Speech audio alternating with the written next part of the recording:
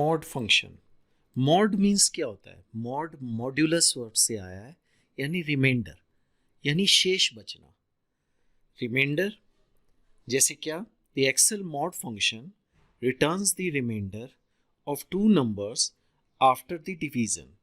For example, mod function bracket में 12, 5। अगर हम 12 को 5 से डिवाइड करें तो कितनी बार पूरी तरह से डिवाइड होगा? 5 दूनी 10, यानी बचा कितना? 2।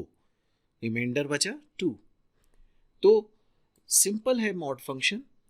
एक हमें इसको वैल्यू पास करनी होती है नंबर, दूसरा हमें पास करना है उसको डिवाइजर। डिवाइजर वो वैल्यू है जो कि नंबर को डिवाइड करेगी और जितनी बार पूरी तरह से डिवाइड होगा उसके पास जो वैल्यू बचेगी वो बचेगी रिमाइंडर, उसको हम रिमाइंडर बोलेंगे। यानी मॉड फंक्शन रिमाइंडर निकालता है।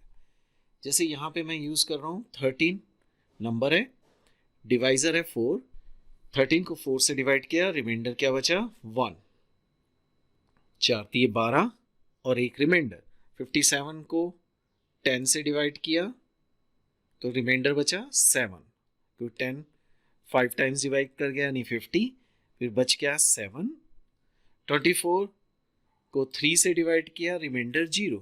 88 डिवाइड हुआ 7 से, तो रिमाइंडर क्या बचा? 4।